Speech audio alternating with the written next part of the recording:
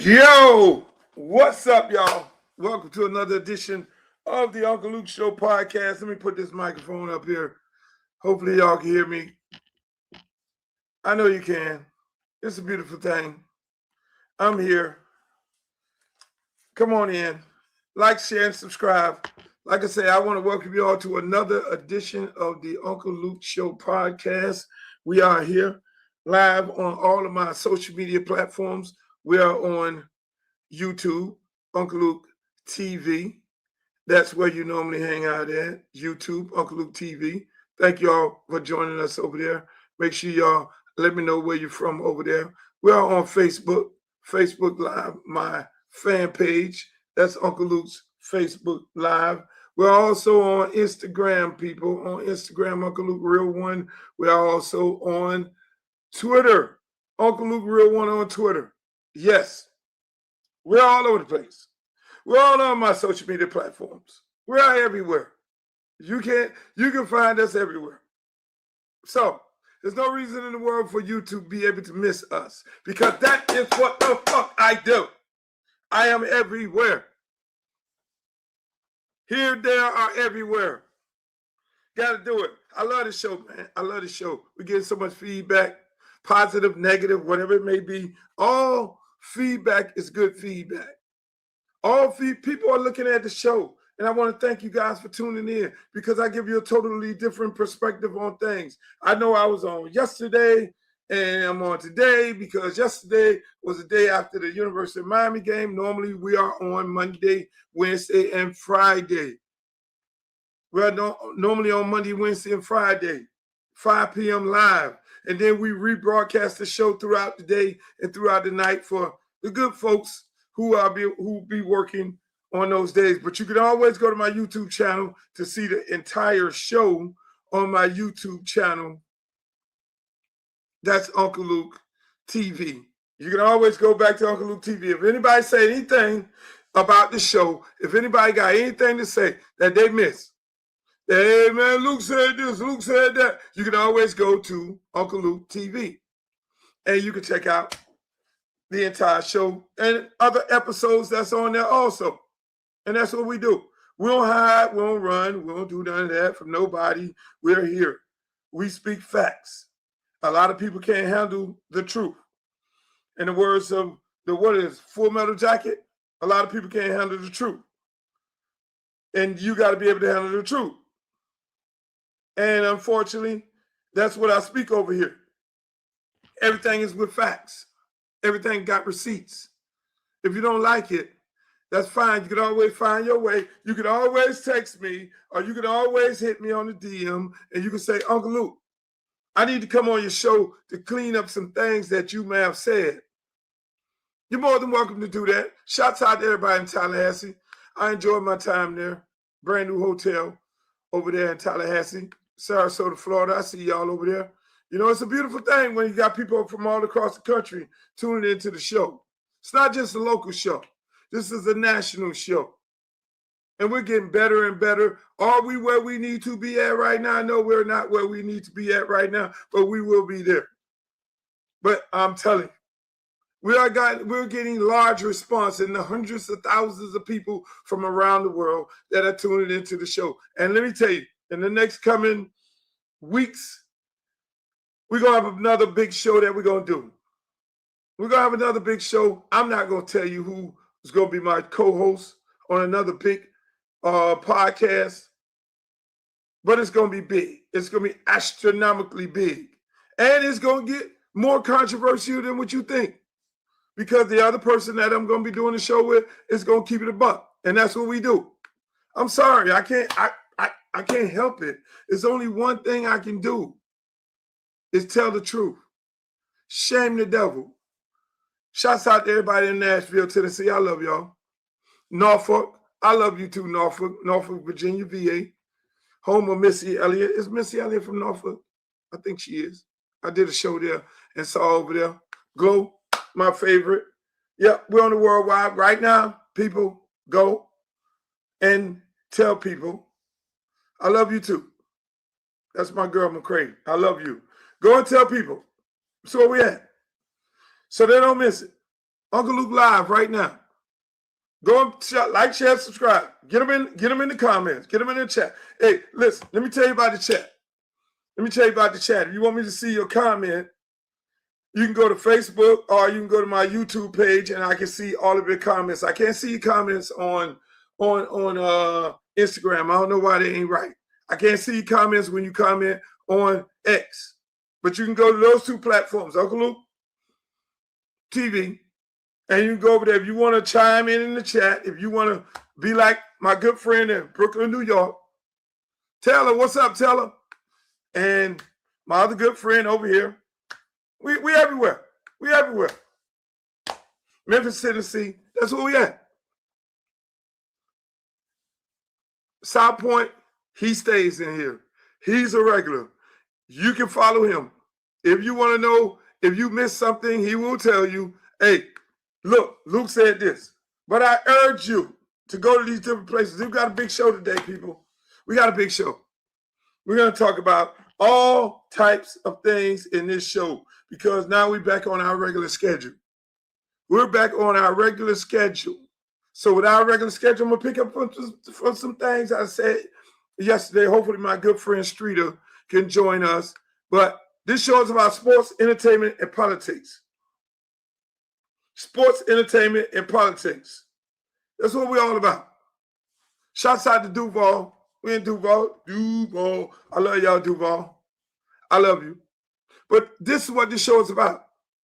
And we keep it real. Whether we're talking about Donald Trump, whether we're talking about Stephen A. Smith, whether we're talking about Joy Reid, Jamel Hill, Don Lemon, whoever it may be on the political side and the sports side, whether we talk about football, college football, pro football, you name it, basketball, we're getting into that. I don't even deal with basketball until football is over.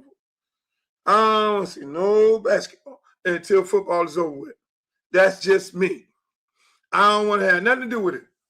But ladies and gentlemen, tune in. I thank you for tuning in. It's going to be a big show today. It's going to be good. It's going to be real good. Hopefully my man Streeter can join us. Hopefully my girl D-Love can join us. You know, this is short notice I gave them because I was over at 99 Jams. They shouts out to people at 99 Jams. I did a speaking engagement. You know, I do those every now and then. People ask me to come speak and give motivational speeches to their staff. And so I was at 99 Jams today in Miami, and I went over there. I was brought over there by Phil, the program director, DJ Nasty. Shouts out to them. And I got to be able to speak to the entire staff at 99 Jams. A motivational speech that, you know, most companies like to do in the first part of the year. Telling my little story about myself, how I came to go to where I'm at and where I'm at today. And that's what I did. And so I had a great time there. Had an excellent time there today.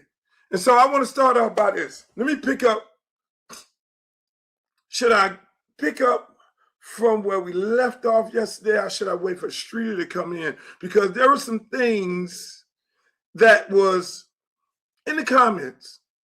People were in the comments that I didn't know was in the comments because it was in the comments on Instagram or somewhere that don't show up on this platform. There was a lot of people in the comments. A lot of things in the comments. A lot of people in the comments. The comments. We love the fucking comments. We love to be in the comments. It's a great thing. I love when you are in the comments. So let me just say this. Let me pick up where I left off yesterday. So I had a conversation with Streeter about Kevin Beard, Mike Ryan, Malachi Tony, 7-0 University of Miami offensive coordinator, a long list of things after the game. A lot of people agreed and a lot of people disagreed. And I'll take them one at a time. And if anybody wants to chime in the comments, ask me a question after I run down the list of individuals who I may have praised and who I may have criticized. Let me just start off right here with Malachi Tony. Malachi Tony is arguably the best freshman running a neck and neck with Duke Johnson that has ever played that my eyes have saw at the University of Miami. Now, mind you, I am hurricane, green, orange, up and down. I bleed that shit. Way before the heydays, way before the beautiful thing. I am 65 years old. When I was 5 years old, I was being taken into the Orange Bowl as a kid with my little jersey on. That's how long ago, that's how deeply rooted I am into the University of Miami. So I've seen coaches come and go. I've seen the bad times when we got our ass whooped 65-0, 50-0, 45-0, when people were just coming down here on a fucking vacation. I was there as a kid with my brothers taking me to the stadium while all those things were going on, while we were the doormat of every program, where we did not belong. Where we did not belong, people. I was there. So all these new fans, brand new fans, I was there at Green Tree after Howard Stellenberger lost to Florida A&M, my first favorite college. After we lost to FAMU, I was there at the game. I was there. E.J. Baker and Kerry Baker was playing. I was there when Chuck Foreman was playing. See, I go way back. I ain't no New Jack Hurricane. I go way back New University of Miami before the Marriott boat lift. That's how fucking far back I go. So I go way back. When we was nothing. Lou Saban was our coach. Lou fucking Saban was our coach. That's how far back I go, boss. So I've been there, seen the good times, seen the bad times. Jimmy Johnson. I was on the sideline for 5 national championship wins. And I was on the sideline for losses. That's what I do. I bleed this shit. I was on the sideline when Mario Cristobal was a player at the University of Miami in that championship game. So how deep this shit is. I am going to be critical. I am going to be critical when it comes to University of Miami football. Because I love that shit so much. If it's fucked up, it's fucked up. If something's wrong, something's wrong, and I'm going to call it whether it's right or wrong. Mario Cristobal is doing an excellent fucking job. Every year, this man has made changes. When I had a conversation with this man when he first got in, this man said to me, we are not where we need to be. It's going to take time. It's going to take 4 or 5 years to get this shit back right. 4 or 5 years. Mario, I mean, we got pieces, we got players, and no, these ain't the right players. Even though some of those guys went off to SMU and they did good, great. They were never not good players. They were not the players that he wanted and the players that he is accustomed to knowing that would buy into the University of Miami program in which he's accustomed to knowing. So that's what he did. He went on a crusade and he fixed this shit. A tyrant that he is, as we all know when it comes to recruiting. He's got the best players to come into this program up and down. The man changed his staff maybe 3 times. Changed staff maybe 3 times. First, he had Steele, good friend of mine, Charlie Strong. He had a bronze winner and offensive coordinator, but he did not have the players. He did not have the players at that time. So he changed, overhauled the staff again. Brought in a brand new offensive coordinator, brought in a defensive coordinator. You saw them trending up. Damn it, we beat the teams that we're supposed to beat. And we beat the difficult teams. And we're here and we fuck up the Syracuse and we fuck up the Georgia Tech. Okay, we learn. We game management, we learn. This man learn. This man go get a game management. This man went and got a game management analytical person that he never had. He learned from that year. He learned to take a knee. We didn't take a fucking knee, and we wasn't even taking a knee the entire year. Nobody noticed it until the young man fumbled the ball. Nobody noticed it until he fumbled the ball. But if you go replay game after game that we won, we never took a knee. Fucking Shannon Dawson. So we had to learn to take a knee. So every time we get to take a knee, because we were laughingstock of America. So every time we now take a knee, people are like, oh shit, is he going to take a knee? So this is a coach that I fully support. If you go back and look at my tweets, Mike Ryan, Dan Le Batard showed Mike Ryan, asshole. In my opinion, well, I don't want to say it because I do have dignitaries that be on here, but the capital P, Mike Ryan, who wants to get on Twitter and say, oh, Luke and Billy Corbin are not Hurricane fans. Mike Ryan, you can't wear my jockstrap when it comes to University of Miami football. You have done nothing for University of Miami football. You're a fucking pussy, Mike Ryan. Straight up pussy. And what you have a tendency of doing, Mike Ryan, I see you at the University of Miami football game. You say your little slick shit, and there'll be a bunch of police officers around, my son here, your wife there, your kids there. It would be fucked up if I slapped the shit out you in that moment. 9 times 10, you're going to run like a little bitch to the police and say, Luther Campbell slapped the shit out of me. You had a 65-year-old Luther Campbell slap the shit out of you. So you do that.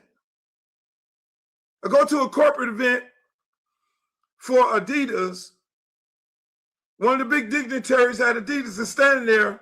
You come run up with your little bitch shit talking about some Ray at that moment.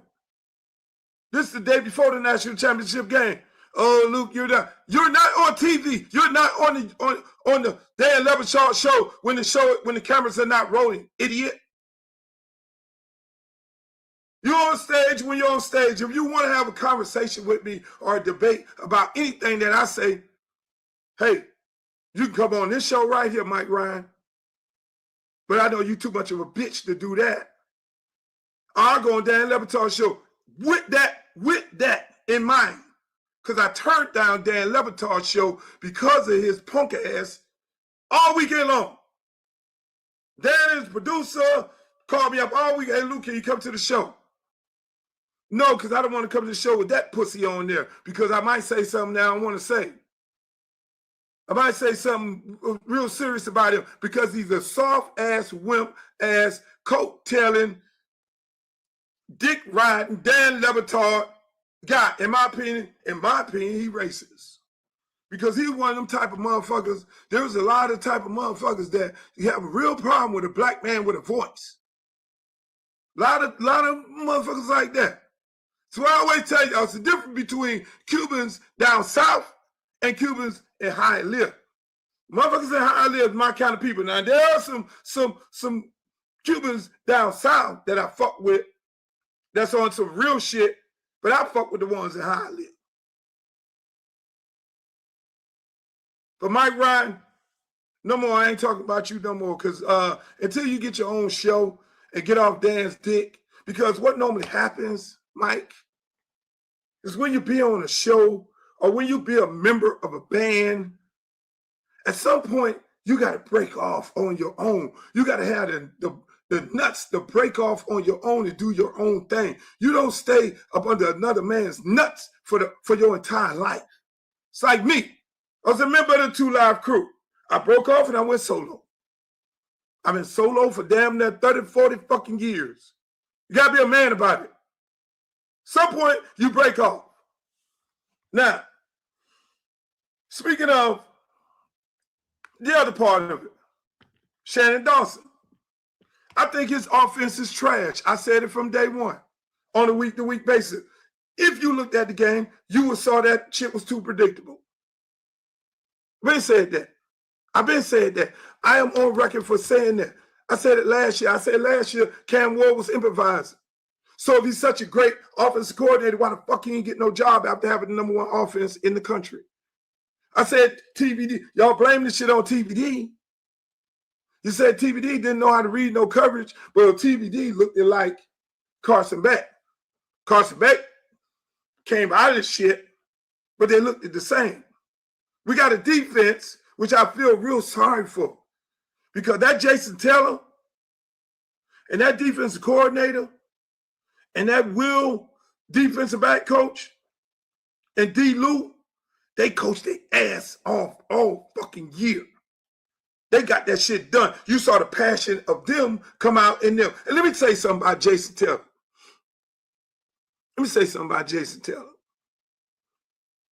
Jason Taylor is a fucking excellent coach.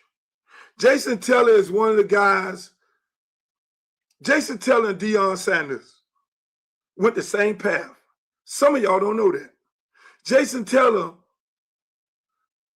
coached Little League football on Pines. Jason Taylor coached Little League football before going to high school. Jason Taylor went through the path. Jason Taylor ain't just, oh, I got a gold jacket, I want to go and be a goddamn head coach. No. That man coached Little League football. That man went from Little League football to coaching high school football at St. Thomas.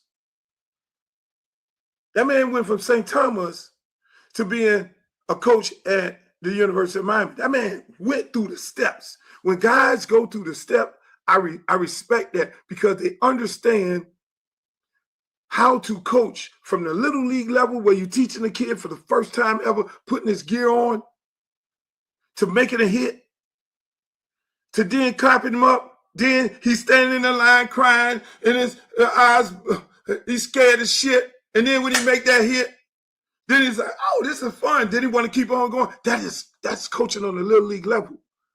So what was that? That's why I coached that. Where the kid is in the back of the line crying because he hear the clacking of the helmets and all that and hearing the booms and shit. And he's like, I don't want to do that, mommy. I don't want to do that. And then he stands in the line and you put his hand down in the dirt and you say, go and hit. And then he say, oh, this shit is fun. So Jason Taylor coached on that level. And so I respect all them dudes over there. The other part I have with Shannon Dawson is political. Outside of play calling and the use of your personnel, which I think is trash because we got too many weapons that we have never used. We got too many weapons. I'm looking at the team saying, shit, we can go 5 wide with NASCAR. That we got speed. We can go 3. We can go 11 personnel, 12 personnel. We can do this here. He never did that. So my beef with him it's because he's never used all of his players. You got fucking this guy, you got Malachi, you never come off the field. You never come off the field. Let's keep that right there. You never come off the field. What I have a problem with, you got Malachi, you got fucking Ray, you got JoJo, you got Josh, you got all these guys. You put 5 wide out there, you got a fucking NASCAR. Nobody could keep up with that. With the offensive line, never did that. So we got to the championship. Great. On the backs of the defense. Carson Beck came through. Shannon Dawson, did he call some sexy plays at some opportune times? Yes. But the other political part I have with him, as a person, when Charlie Kirk died, and he tweeted, I'm praying for Charlie Kirk family. When he tweeted, I am praying for Charlie Kirk and his family, I had a fucking problem with that. You know what that did? He triggered Tommy Tuberville in me, a guy who I know, a guy who coached at the University of Miami, a guy who I sent my nephew to play for at Auburn and other players, a guy who walked into my niece's house in the hood and talked all his Jesus stuff and how he loved God to recruit my nephew and every other kid to go to the University of Auburn, but yet run for office and then go to the United States Senate and do everything in his power to fuck over black people and black kids. That shit triggered that shit with me. You gonna cape. You sitting up here making Shannon Dawson, you sitting here making making your generational wealth off the backs of black kids, of 80% of black kids, and you fucking got some fucking nerve to jump out there on Twitter and profess your love for Charlie Kirk, the man who talked shit about Martin Luther King, the man who questioned whether a black pilot is qualified, the man who fought against DEI, the man who said all these negative things about fucking black people. Are you fucking serious? Fuck you, Shannon Dawson. And anybody who don't like it, fuck you too. You know, I don't play. I don't play when it comes to my people. Football out the door. Football is a recreational sport. But you show me what type of person you are when you cape for a, in my opinion, known fucking racist. When you cape for, if I cape for a known racist, then call me what you want to call me. But not no fucking dude who, and you sitting up in there, you get your check off of the performance of these black kids? Are you fucking serious? This is the wrong place to be. I will call your motherfucking ass out every time. And who don't like it, I don't give a fuck. Because you know what? I buy my tickets to go to every University of Miami game. I don't ask for a motherfucking thing from nobody. I ain't one of them Twitter space dudes where Dennis Smith gonna send me a motherfucking a ticket. I want to laminate to walk into practice. Fuck practice. So let me have this conversation because it was brought up to my attention that it's brought up to my attention when I mentioned the Malachi Tony situation and his dad. I wish Streeter was on here. I know his dad. I look at it, I haven't spoke to his dad. I see his dad at the park. You know, my park is Charles Hadley Park. We have a building called Sam Johnson Youth Center, a building that I got built.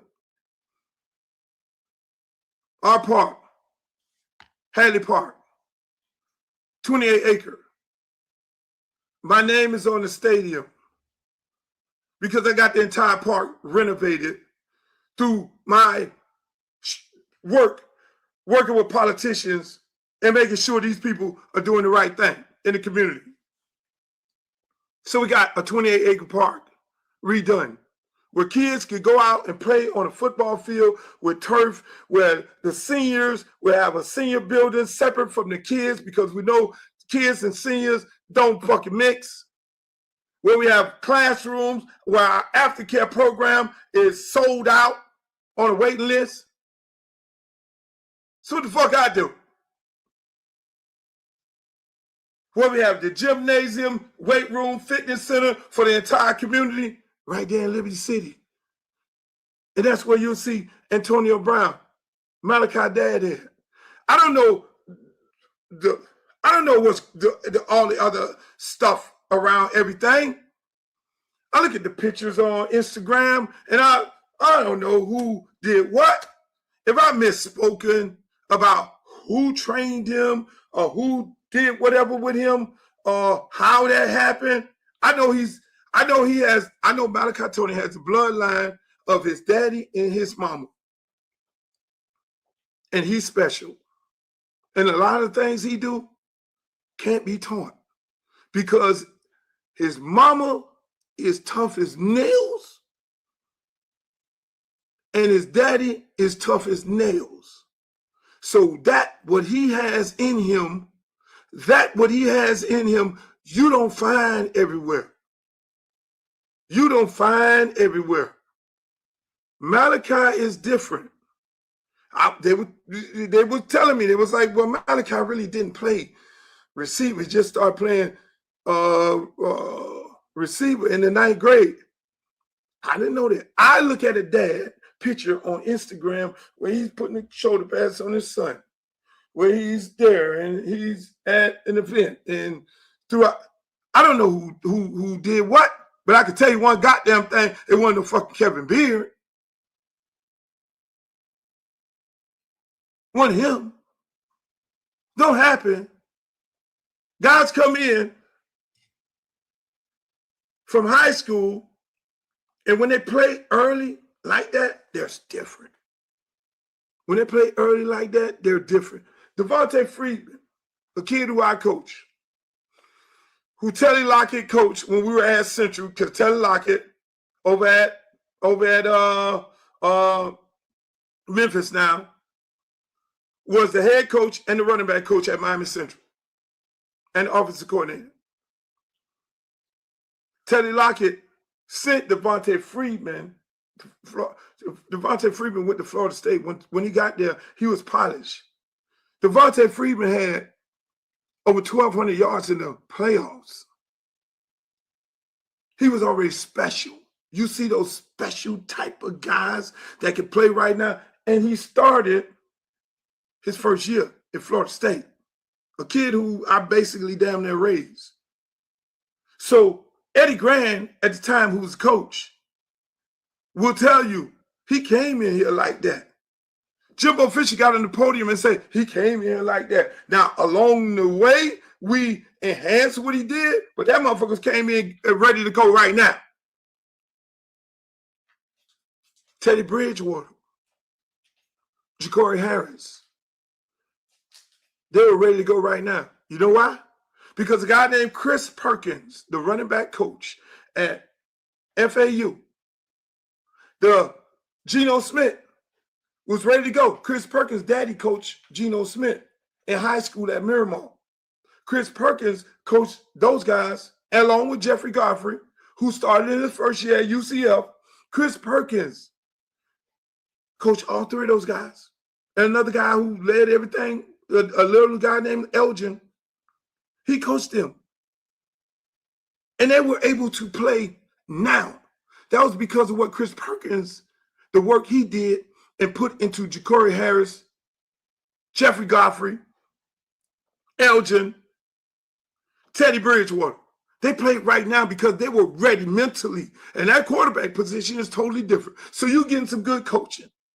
So you got to give the credit, a lot of the credit to whoever mom got training him. Whoever mom got him being trained by, whoever the guys at American Heritage, because you don't walk into no college and be ready to go right now without some good information. But then you got to have the heart of a lion. It's got to be in you. Rodney Harris ain't no punk. Jeffrey Godfrey Sr. ain't no punk. Real bloodline. The mamas is shit is tougher than the daddies. They're going to get me on. They're going to get me on that. So, if, I had to have a conversation with Streeter. So, this young man started playing receiver in the 9th grade. Because he always was a quarterback.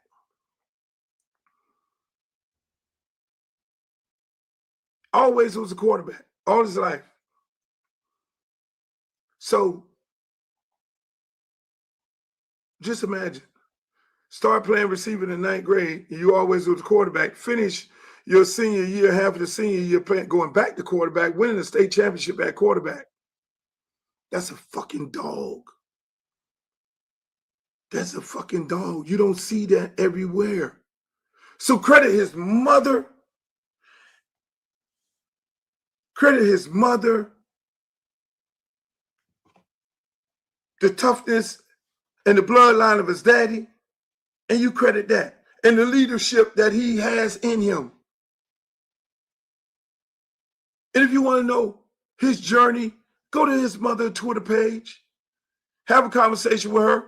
She'll break the shit down with you on his journey. Look at the daddy page, and you'll see the pictures of him when he was a little kid and all those things. But the kid is special. And I love the fact that he's one of ours. Because I told you, when I saw one of the games and they put his name up on the thing and that shit said Liberty City, that touched me because I'm a fucking diehard. I'm Liberty City. It don't get no different. I'm city. I'm city to the fucking day I die. That's what the hell I'm on. So now let's go on to what you all been sitting there waiting for. Kevin Beard. Luke, you're driving Kevin Beard down the highway. You're driving him down the highway. Why are you so upset with fucking Kevin Beard? Kevin Beard is such a nice guy. Why are you upset with him? And what the fuck is your problem with Kevin Beard? Well, I'll tell you. Without all the traffic and 1,000 people talking on here, I'll tell you. Gaddis is the one who recruited Ray Ray along with Mario Cristobal. They came sat in my office. Ray Ray was committed to Clemson for a very long time. Ray Ray had offers from Louisville and Texas A&M. He had millions on the table with those schools. Some kind of way, through something, all of a sudden, Ray Ray called me up the day before he was getting ready to commit to Miami because he had just decommitted from Clemson. Very fine school. Developed their players. Just up to this year, they start fucking with the portal, but they play their players. They love their players up. All of a sudden, he said, Coach, I know I have all these big offers over here at these other schools, but Miami is in my blood. I say, well, Ray, I never tell nobody what school to go to. None of my players, I never tell them what school to go to. I didn't tell Carlton Davis what school to go to. I didn't tell Artie Burns what school to go to. I didn't tell Devontae Freeman what school to go to. I didn't tell none of them. And I could go down the fucking list of players that I coach that's in the NFL, that's played in Super Bowls, that played in Pro Bowls, that played big-time college football, all the way up until right now today. So that's what I do. I don't get on this fucking gram or whatever the hell it is and run my mouth. No, it's blood, sweat, and tears when it comes to me. I make the sacrifice, get my ass out there in the hot-ass fucking sun and coach these goddamn kids up. That is what Luther Campbell do. I don't do the beautiful shit. Catching punts in the end zone. No, I'm the nigga with the whistle. Blowing that bitch for over 30 fucking years, bro. That's why I have the respect goes deep when it comes to me, Mario, Nick Saban, any of them. Because they know what the fuck I do and what I'm on. They know I don't play the bullshit. They know you can't give me nothing. The reason why you can't give me nothing is because when you give one of these fucking coaches some money, they got to zip their lips. So I have these motherfuckers get on here and they'll call me, yeah, Luke, man, you right on that shit, man. That fucked up, Luke. You right. Man, because they can't say anything because they take money from these motherfucking coaches. You can't give me nothing. Ain't nobody could give me nothing. Nothing. When Amari Cooper, one of my players, got on that bus and we went to Alabama after Miami turned him down, after Florida State turned him down, and he got to Alabama and Nick Saban came up to him and said, hey, man, I got to offer this dude. Nick Saban never said what the fuck he got going on. That's what these dumbass coaches do. I didn't know who else offered him. He had no fucking offers. He had no stars. And Nick Saban say, I like him. I say, Nick, he don't have any stars. You heard Nick say it the other day when they started talking about stars. He said, I don't give a fuck about no stars, man. I make stars. I know stars. And the rest is history. The rest is history. I ain't got to tell y'all the rest of it. So whether it's Sarkisian, Lane Kiffin, Kirby Smarts, you name it, they know what the fuck I'm on. And if you do one of my players wrong, I ain't got no problem getting on the airplane. Ask Eddie Grant. Ask Eddie Grant. No, I don't get on here. This is the first time that I ever had a problem and spoke publicly about a situation that I have a fucking problem with, because I don't do that. But this warrants me speaking out on it, because some of these punks on here want to have a conversation about a good kid. Let me explain to you Ray Ray. Ray Ray is probably maybe 2 or 3 kids that have played for me that I would let marry my daughter, because of the way he carries himself. 4.6 GPA, not some bullshit ass goddamn charter school, not some of these bullshit charter schools where they give you the fucking grades. No, at Miami Edison, the A school every year. 4.6. 4.2 at University of Miami. He's the guy that's a smart guy. He's the guy you tell him to run through the wall, he runs through the wall. He's the guy that Nick Saban said, this motherfucker reminds me of Jaden Waddle after we went to Nick Saban's camp.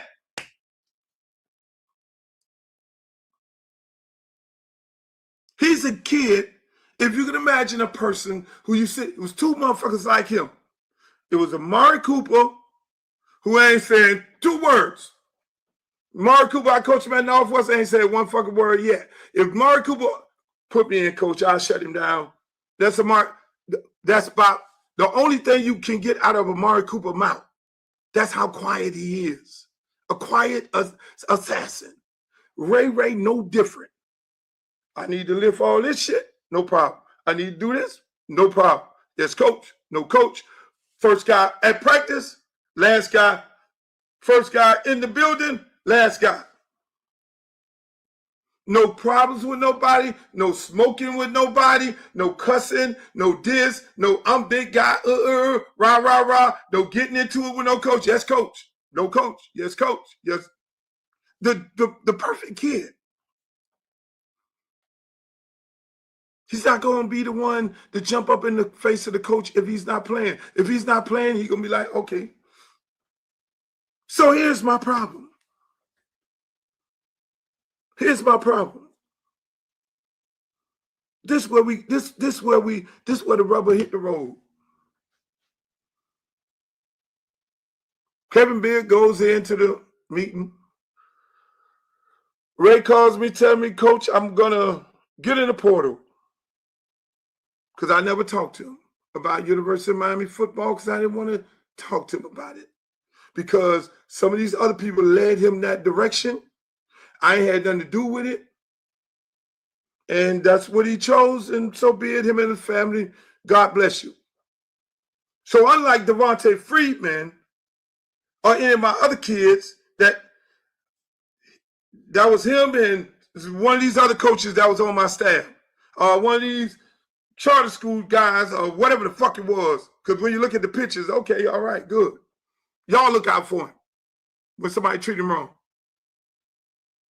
So what ends up happening? I go on there. I don't bother with it. Because if he went to a school, if he'd went to Clemson or somewhere else that they talked to me and we communicated and okay, what you gonna do, how you gonna do, how you gonna play him, and all these different things. I didn't do that with University of Miami.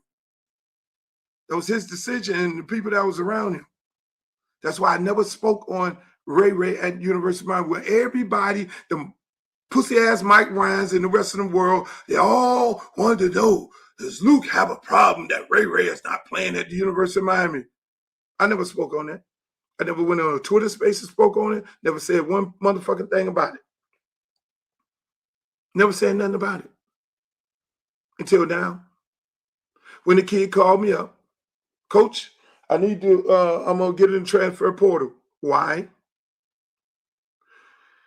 Coach Kevin Beard came in the room, coach. He started cussing and all these things at me. He started saying all these things to me like, oh, you think you better than this one? You think you better than that one? You think you better than that one? He said, coach, I never said anything like that. He said, coach, I never said anything like that. In the front of all the players in there. Say, coach, I don't get out like that. I don't know what you're going through right now. But not even saying I don't know what you're going through, because he don't talk like that.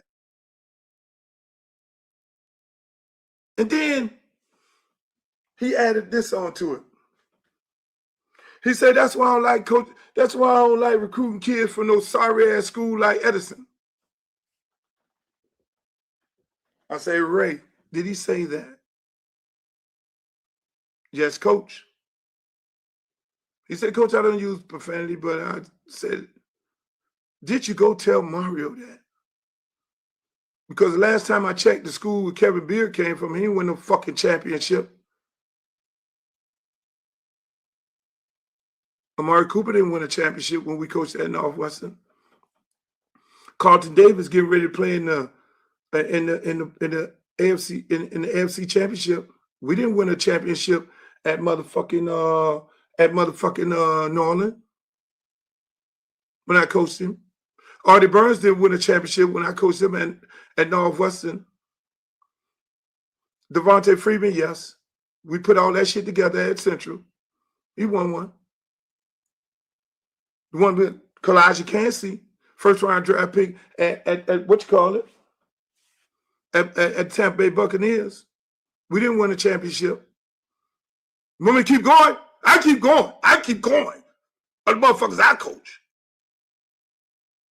So to say some shit like that, he made it personal. Kevin Beard made it fucking personal. That's why when you get on the phone and call me up, I ain't got no word for you, bro. You made that personal. At that point, you crossed the fucking line. And it gets better. It gets fucking better.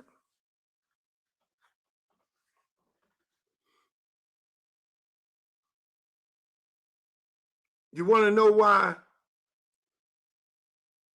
One of the reasons why Nevy's son ain't here? Because one thing about, they call me Uncle Luke. 99.1% of every parent in this town, Dade County, in South Florida, I am Uncle too, because they can call on me at any given time of the day, and I will be there for them in any circumstances. When it comes to fighting for these kids in my community, Dade, Broward, Palm Beach County, when they get on the phone and call me, I'll be getting on an airplane going to Jacksonville in another week to support a sister. When they call on me, I got no fucking problem from being there, using my voice and my platform at all times of day and all times of night. So when Calvin Russell mama, Nevy, who's like my niece, gets on the phone and calls me and say, oh, I'm a little disturbed about something. Now, mind you, Nevy, I don't want to talk about this recruiting. Y'all go through the process yourself. Don't talk to me about it. I don't want to be talking about it. I don't want to be, because I don't want these fucks to be running around saying, oh, Luke told him to go this direction here. Don't. Your whole process, call me when you made your decision and we'll talk about it, because I'm up for everybody. It hurt me to death that I couldn't let Nevy coach you up. No, go through the process. You're smart enough. You got enough street smart. You got enough intelligence. You're an athlete. You're in the Hall of Fame at the University of Miami. You know you got great common sense, and you're a fucking hustler. Go through the process. Just watch the bullshit. Calvin Russell. So more personal. Mario don't even know this. First time I'm revealing this to anybody. She gets on the phone, and this way before Ray made the decision that he needed to transfer. She said, Luke, we were at an event where Miami hosted the players that was coming in, the new recruits. I was there with my son, and there were other players on the panel speaking on how great the program is to the players and to the parents. Ray was on the panel speaking of how he stayed here and how he stayed the course, how he didn't transfer, how he put in the work, and how people how you should embrace the program and how great this program is for kids to come in and why you should come here to the University of Miami. While Ray Ray was on the platform doing the speaking, Kevin Beard had Nevi in the back telling her he will never play here.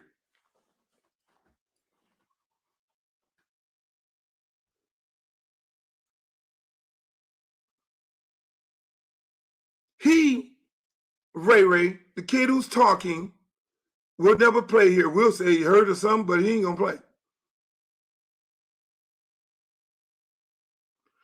That bothered with her. Because if you know anything about Kevin Russell, Mama Nevi, she takes care of all the kids in the community. If you know anything about Miami-Dade County, we're not a big city. We're a big town. And all of us are connected one way or the other. And you don't say no shit like that to her and don't think she's not going to come back and tell me. That's crossing the fucking line. So everybody want to know why the fuck Luke dragging Kevin Beard? And no, Luke never did this with any coach. You crossed the line, boss. What did Nevi say? Kevin Russell mama. Oh, shit, they could do that shit to my son. That's why, shit, part of me was like, I don't know about that shit there because I'm pretty sure they romanced his mama. Ray came in here with offers from committable offers at Alabama and all these places, and he was committed to Clemson and everywhere else. He came in here big time like my child came in this motherfucker big time. So what's saying to me that they won't do the same thing to my child? That's crossing the fucking line. You don't do that. You don't do that. You don't fucking do that. You don't say the school is shit. You don't say, son, you think you this, and the kid do everything that you ask him to do and more.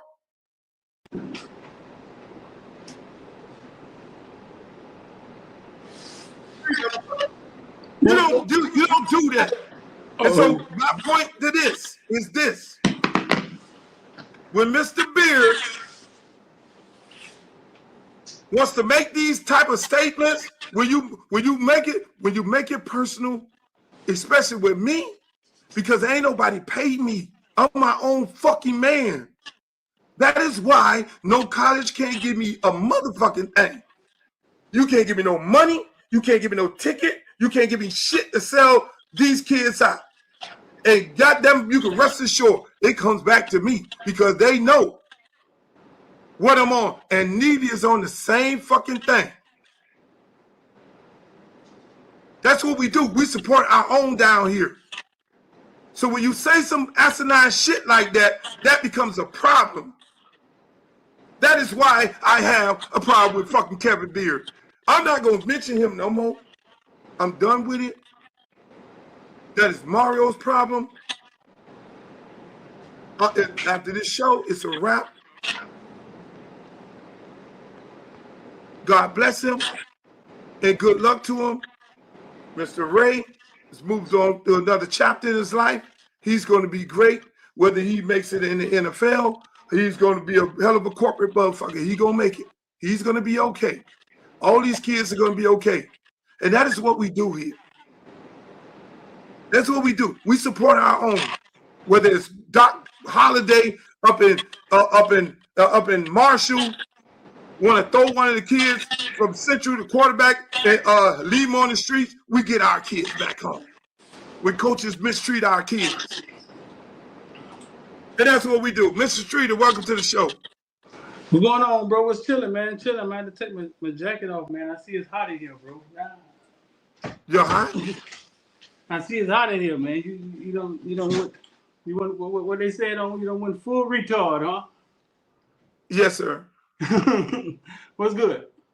Everything good. I'm glad you could join the show, man. I wanted to ask you because I know, like I was saying earlier, I'm gonna go back to Malachi Tony. Like I said earlier, listen. who trained them, who did this, and who all that. My conversation was more about Beard and my debate whether he developed him or not, and everything and all that. That was my thing. So I got into yesterday with you on the show. We were talking about the daddy trained him, because I'm just common sense. I'm looking at the video, seeing the daddy with the pictures of his son, and his son with the little helmet on, and him putting his shoulder pads on. I know that feeling, because my dad scrapped me up the first time. I know that feeling when I scrapped my son up the first time. So I'm seeing all this thing. So I'm automatically assuming I see the dad, because he's at our park every day. He coaches out there. He's at the park, and he trains all these little kids. So I automatically assume that's what went on. So you please tell me the journey and the story of Malachi Tony, so the rest of the people could know. Help educate. Well, from a football field standpoint, I mean, first time I saw Malachi Tony, I actually wasn't there to see Malachi Tony. I was there to see 8U Ravens versus Bunch Park Cowboys. My best friend's son was the offensive guard for the Ravens. It was in the rain. I'm pulling for the Ravens. And a little tiny kid takes a quarterback keeper up the middle for the Bunch Park to win the game. In the rain, by about 40, 50 yards. And Bunch Park Cowboys, for y'all who don't know. I think at this time he's about 8, 9 years old. In Opelika. Teddy Bridgewater played quarterback over there. At Bunch Park? Yeah. At this point, he's like 8, 9 years old. I go over there to see who he is, because that's what I do. Take a picture of him, you know what I'm saying? Whoever the little kid is, obviously he could play. And Dayla was there at the time. And he was like, that's my son. I was like, that's your son, bro? He was like, yeah. He was like, that's my son. You know what I'm saying? But he was a quarterback. That was the first time I saw him. And then throughout his career, his uncle, you know what I'm saying, his uncle Kengo, who was always there promoting Malachi. Kind of like how Restrepo had his people behind him, you know what I'm saying? Kind of like how Restrepo had his people behind him. He was always there promoting Malachi, speaking Malachi up, because Malachi was a undersized kid, and you know what kind of happens to undersized kids. But he was a quarterback. He was a quarterback his entire life. I know they always tell the story about him switching to quarterback in high school, state run. He won state championship, carry him off into the sunset. But Malachi was a quarterback his entire life. And when I say quarterback, I mean Charlie Ward quarterback. He commanded the team. When he was 10, it appeared as if he was 14. Right? When he was 11, he looked like he was 15. So what you guys are seeing on the football film, when you're like, he's 17 years old, and he always seemed or appeared to be older than he really was. Right? He always appeared to be older than he was. So it's not, that doesn't take me back that he's doing what he's doing, right? At his age, because he always appeared to be more mature. So he's a quarterback for Washington Bucks, one of the best quarterbacks in the league, one of the best quarterbacks in the nation. One weekend during COVID, me and my friend got a bright idea to start having these tournaments, because the leagues couldn't get up off the ground. We was like, hey man, we're gonna get some masks, and we finna start a tournament called War Ready. And my homeboy was really good at booking the fields. We was all over Florida booking fields and inviting teams in. And Washington Park came one weekend. That weekend, which I wish we was queued up, I had to get on my phone. I'm gonna have to switch to my camera. Malachi did not play quarterback that weekend. He had, at this point, had to be like 11U, 12U. He didn't play quarterback. He played wide receiver that weekend. Really? The first time I saw him play wide receiver. And even in the video that I just created of him, Luke, where I was talking about these kids stay home, and you see Malachi walking out, and he had the white jersey on. And at the end of the video, I say something to him, Luke. Luke, you know what I said to him? You go check it right on Instagram. You said to Mendoza and all the rest of the people you discovered. I said, hey, you got a new position, huh? And he looked at the video at? Send me the video so I can post it on here. Huh? No, I'll send it to you. I said, hey, it got some music on it, so you got to mute it. But I just created this like right before the when the playoffs started. One of my villains had a bright idea, and I started creating these things, these videos called "They Stayed Home." And Malachi was the second one I created. And right in the video, you can see me sound. I just texted to you. You got to email it to me. You got to email it to me. Okay, I'm gonna email it to you. I said, hey, you got a new position, huh? And he kind of laughed, he kind of smirked. But that was the first time. That was the first time I saw Malachi play wide receiver. So now, did you ever see him play quarterback? I saw him play quarterback his whole career, Luke. Damn. I saw him play quarterback since that night when he was 8. Listen, people, listen. It was if he was Charlie Ward. Like he was a very serious kid. He could command. I got videos of all this, man. We were putting it together. He could command the field. I'm here to tell you, Luke, if you ask his mom, he's a better quarterback than he is anything, right? Now, I don't know how long I'm going to be able to keep saying this shit if he keeps doing what he's doing. Right? But he was a better, he was an awesome quarterback. Like he totally understood everything. Like you saw him hadn't played quarterback in 3 years, jump in there and win a state championship versus Darion Coleman and Orlando Jones. So he, to me, and if you ask his mom, she loves seeing him playing quarterback. He's a better quarterback. But like I said, I don't know how long I can say this. He just had one of the greatest true freshman years of college football history, right? So the first time I saw him play wide receiver was at War Ready. And I just emailed you the interview. I got other interviews when I asked the mom. Like after they won state championship, I interviewed the mom from the stands, and she was saying why they switched him to wide receiver. I mean, to make a long story short, they just felt that that's where their shot was at because we have seen plenty short quarterbacks come out of Miami, throw 1 billion touchdowns, right? Win state championships, and then can't get no damn offers or stars. So as a family, they decided, no, if you got a shot, it's going to be at wide receiver. Wow. Yeah. I mean, listen, you talking about rolling the dice and goddamn hitting. I don't play dice, Luke, so what do you mean when you get win a lot of money? What you got to hit? Head crack?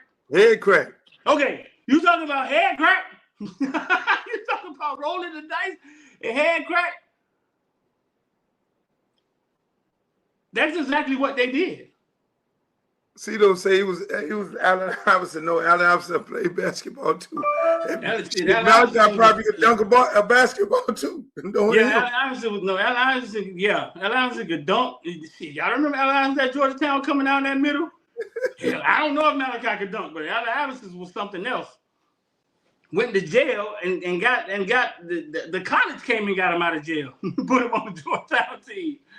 For some reason, I can't. Hey, you'd have to download that video and send it to me. I can't. I don't know how to pull it up from that link unless you can put it up there. After the story, this is what I'm doing. I'm gonna switch to my camera and then I'll put it up for you. Okay, great. Yeah. Because right now I'm on the cell phone. My camera was kind of dead, so I had to let it charge a little bit. So he was a quarterback, but then he turned wide receiver in high school. He had a couple years with D.I. Bell, was coming into his own. It was like rough years at wide receiver. D.I. Bell was a young quarterback, and American Heritage just knew what he was going to be, so they was riding with him. And then eventually the light came on for D.I. Bell, and then that's when it got jumping for Malachi. Malachi broke all type of American Heritage records at wide receiver. No, the kid is special. The kid is definitely special. He different. I mean, he is different. He is totally different. I mean, you can't make it up. I mean, Streeter, I know you. That's what I forgot to tell you. At the War Ready tournament, when he played wide receiver, my guys under the radar came. UTR under the radar from California. Under the radar, make the high school videos. I'm sure y'all know what it is. Turn up, man. Those guys. And when they would come in town, they would be like, Street, man, hey, who we need to do a profile on a few kids. Still is in the right direction. They some cool dudes, some black guys. You know what I'm saying from California.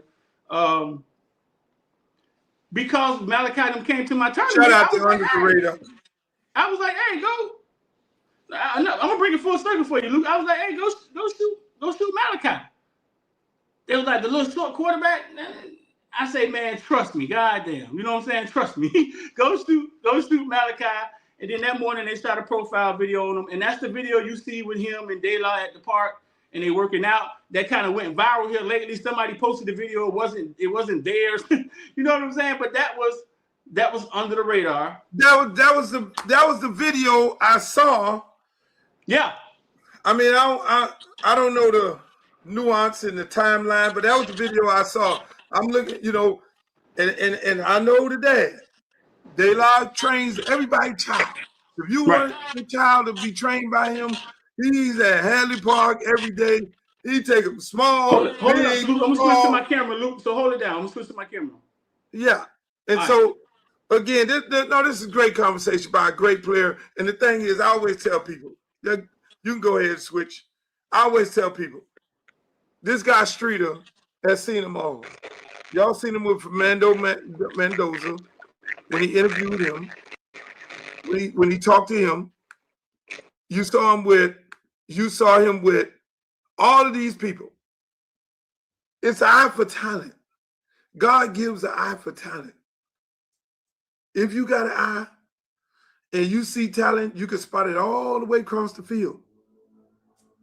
And so when this dude right here is a beast at what he does. While he's fixing the camera and getting ready to show us some of this Malachi Tony, you know, I only got 5 more minutes left because I got to go to the Joy Reid Show podcast. I'm actually late. So we're going to show you this video. Then I'm going to have to run off of here and go do Joy Reid show. But people, listen, let me just say this. There are so many stories about so many kids from South Florida. Like you saw the DB from Northwestern put on a show for Indiana. His coach, I'm pretty sure at the time probably was Coach Whitehead. Coach Whitehead coached so many players to be top players in the NCAA and the NFL. Law allows. There are so many players. We get into, and I want to say this. You know, I had a lot of stuff I was going to talk about today, but I got off into this rant. I got Don Lemon over here teed up, ready to go. I have Trump over here ready to go, and I was going to show y'all some of my party night at the booby trap, and I couldn't get back into some of these things. So I want people to know, just think about it. And this large conversation about players, player acquisition. There's so many players in South Florida, Dade, Byron, Palm Beach County. It's a lot of players. One school can't get them all. One school cannot get them all. One school have 35 to 25 scholarships. 35, and in those 35 scholarships, you got to pick your battles, what you need. You may not need wide receivers. You may not need cornerbacks. You may have a need for, I need 2 of this and 2 of that and 2 of this.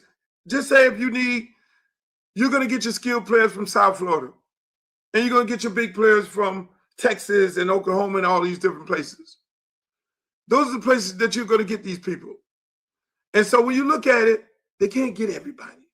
So everybody has to go somewhere else. Shouts out to the villains in the chat. Oh, there go Bird. There go my dog, King Bird. They all in here, huh? King Bird in the chat. I'm going to have to jump off here unless you want to stay on here, but I'm going to have to jump off in about 3 minutes. There we go. There we go. So that's the video. Let me see if we get some sound on it. Okay, so that's Kanye West song. We don't want to copyright. So, and that's his mom, and that's when he was at War Ready. Hold on, back it up. Back it up. Right here is when I say big dog. Right there is when I say, hey, you got a new position, big dog. So in the white is when this is the first time I saw him play wide receiver. That's him, number 4. In this game, we had switched him back to quarterback.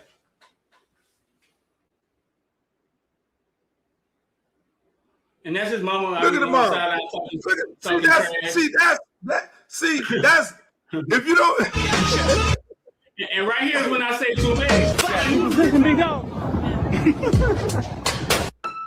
And that was the first time I seen him play wide receiver. Wow. But you saw mama run out on the field. She was talking. Oh, she hate that. I ain't gonna say she hate that video, but she was talking cash shit too. She was talking all type of trash. Frida, that's Miami football. Stop the thing right there. Pull it back to the ball. Let me see if I can pull it back. I don't know if you can pull it back.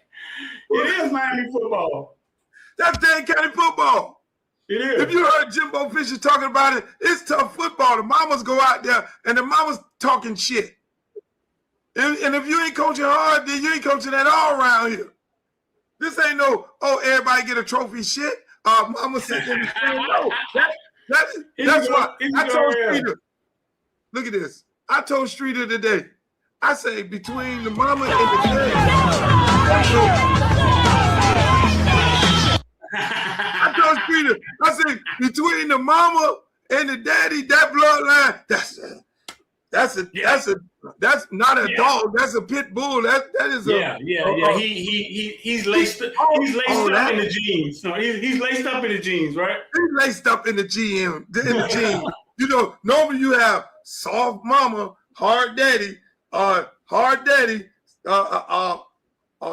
mama, soft daddy. But that, hey man, hey, I'd like to thank you for sharing that video right there, man. I'm gonna have to jump off. I had so much other shit to cover. I'm gonna have to cover that on Friday. I gotta go do Joy Reid's show right now. She's waiting for me. But man, I love it, man. Get out here, man. You ain't the only one with a motherfucking plaque, okay? You ain't gonna be stunting on me with goddamn plaques, all right? What the fuck you got there, Streeter? You ain't the only one with a plaque. All right, you got about 30 of them. I got one. YouTube, there's a YouTube. What award did you get? YouTube, 100,000 followers. Wow. Ladies and gentlemen, y'all give it up for Streeter. He got 100,000 followers. Everybody, we need a round of applause. We need a round of applause for everybody. Give it up. I'm going to put my one plaque up, dog. Hey, man. Look, man, everybody go follow Streeter on Footballville on YouTube. Make sure you follow him on Instagram and Twitter. That's my main man. We're going to be doing a lot more work together this year. I got to run.